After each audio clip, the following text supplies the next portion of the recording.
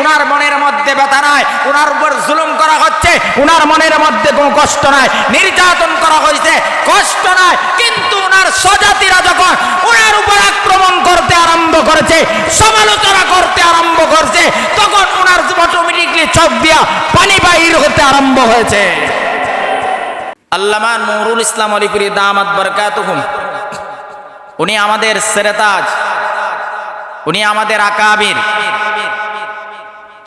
উনি যদি আল্লামা মামুনুল হক দামাত বরকাতুহুমের ব্যাপারে কিছু বলে থাকেন, তাহলে এইটা মামুন সাহেব এবং আল্লামা অলিপুরি হুজুরের বিষয়।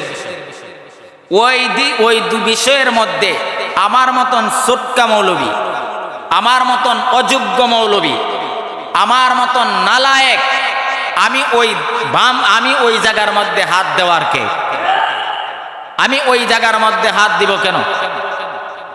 আর আমরা অলিপুরি হুজুরের পক্ষ নিয়ে আল্লামা মামুনুল হক সাহেবকে অশ্লীল ভাষায় গালিগালাজ, মামুনুল হক সাহেবের বিষয় নিয়ে, মামুনুল হক সাহেবের বক্ত যারা আছে তারা অলিপুরি হুজুরকে অশ্লীল ভাষায় গালিগালাজ, ওইগুলা তো আমাদের ভবিষ্যৎ উজ্জ্বল করবে না, বরং এর পক্ষ নিয়ে ওনার পক্ষ নিয়ে ওনাকে গালি দিয়া আমাদের ভবিষ্যৎ উজ্জ্বল হবে না, আমরা সামনে আগাইতে পারবো না।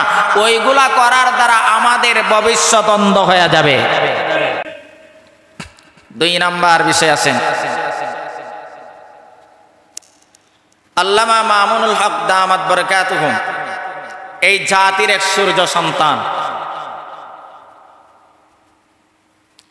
ওনার মতন ব্যক্তিরা যদি আজকে মাঠে ময়দানে না থাকতো, ওনার মতন ব্যক্তি যদি মাঠে ময়দানে না থাকতো, মাঠে ময়দানে কাজ না করত, বাতিলের বিরুদ্ধে কথা না বলতো, ইসলাম বিদ্বেষীদের বিরুদ্ধে কথা না বলতো, ইসলাম বিদ্বেষীদের বিরুদ্ধে আন্দোলন না করত, আমার মতন আপনার মতন সুটকা মৌলবীরা ওই ইসুফ জুলাইখার কিচ্ছা করে পেট ফালার ব্যবস্থা করতে পারতো না। এটাই বাস্তবতা। উনি যদি বাতিলের বিরুদ্ধে আন্দোলন না করতেন, বাতিলের বিরুদ্ধে কথা না বলতেন, তাহলে আমার মতন মৌলবী আর আপনার মতন মৌলবীকে কেউ দাওয়াতও দিত না, আর পেট ফেলার ব্যবস্থা হতো না। আজকে মামুনুল হক সাহেবের বিরুদ্ধে আঙ্গুল দেখানো হয়, উনার বিরুদ্ধে কথা বলা হয়, উনি যেই পরিমাণ নির্যাতনের শিকার হচ্ছে, উনি যেই পরিমাণ জুলুমের শিকার হচ্ছে, তারপরে উনার হক কথাটা বন্ধ করা যায় না। আজকে ওনাকে দোষারোপ করা হয়, ওনাকে গালি দেওয়া হয়, কিছু ফটকা মৌলবী, সুটকা মৌলবী। আল্লামা অলিপুরি হুজুর বলছিল সুটকা মৌলবী, আমি হুজুরের কথা না নকল করলাম।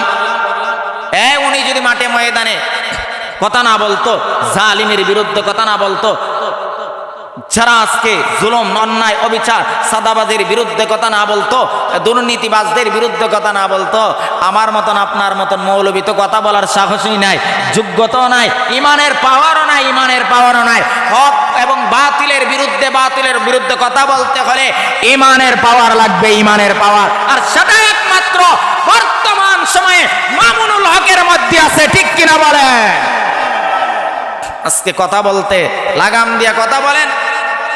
মুসলমান, ওনাকে যেইভাবে আক্রমণ করা হচ্ছে, ওনাকে যেইভাবে ওনার বিরুদ্ধে সমালোচনা করা হচ্ছে, ওনাকে নিয়ে ষড়যন্ত্র করা হচ্ছে, আমার এই বয়সে আমি ওনাকে কোনোদিন মিডিয়ার সামনে কান্না করতে দেখি নাই। ওনার উপর এত জুলুম হচ্ছে, এত নির্যাতন করা হচ্ছে, এত অপবাদ দেওয়া হচ্ছে, এত তুহমত দেওয়া হচ্ছে, ওনার পরিবার ছাড়া করা হচ্ছে, তারপর ওনার চোখ দিয়া পানি ছাড়তে দেখি নাই। গত কয়েকদিন আগে রাবেতাতুল ওয়াইজিনের সমাবেশে ওনাকে কান্না করতে দেখেছি। এর একটাও এই কারণ, ওনার পরিবার ছাড়া হয়েছে, ওনার মনের মধ্যে ব্যথা নাই, ওনার উপর জুলুম করা হচ্ছে, ওনার মনের মধ্যে কোনো কষ্ট নাই, নির্যাতন করা হয়েছে, কষ্ট নাই, কিন্তু ওনার স্বজাতিরা যখন ওনার উপর আক্রমণ করতে আরম্ভ করেছে, সমালোচনা করতে আরম্ভ করছে, তখন ওনার অটোমেটিকলি চোখ দিয়া পানি বাহির হতে আরম্ভ হয়েছে। কার বিরুদ্ধে কি বলি, কাকে নিয়ে আমরা সমালোচনা করি, কার বিরুদ্ধে আমরা কি বলতেছি, কার বিরুদ্ধে আমরা চক্রান্ত করতেছি? যারা চক্রান্ত করতেছে এদেরকে আমরা অতীত থেকেই চিনি, দেখেও আসছি। এরা সব সময় বাতিলের সাথে হাতাহাত করে চলছে, এটাই বাস্তবতা। 2 নাম্বার, কিছু কথা না বললেই হয় না, মনের মধ্যে অনেক কষ্ট। আজকে আল্লামা মামুনুল হক সাহেবের বিরুদ্ধে ছোট ছোট বাচ্চাগুলা, ছোট ছোট নাহবিমির পরে, হেদায়েতুন নহু পরে, কাফিয়া পরে, এদেরকে কি শিক্ষা দিচ্ছে আজকে জাতি? আমাদের আলেম ওলামা তাদেরকে কি শিক্ষা দিচ্ছে? তারা আল্লামা মামুনুল হক সাহেবের বিরুদ্ধে কথা বলে, তারা আল্লামা ওলিপুরের বিরুদ্ধে কথা বলে। এর দ্বারা আমাদের ভবিষ্যৎ অন্ধ হয়ে যাবে। আমরা সুনাগরিক দেশে দিতে পারবো না। আমরা সুনাগরিকের পরিবর্তে আমরা এমন কিছু মানুষদেরকে তৈরি করছি যারা দেশ রক্ষার জন্য তাদের কোনো আন্দোলন নাই, ইমান বাঁচানোর জন্য কোনো আন্দোলন নাই, তাদের জন্য শুধু দলের প্রভাবটাই ইমানের চাইতে, দেশের চাইতে তাদের ক্ষমতার লোভটাই তাদের কাছে বেশি।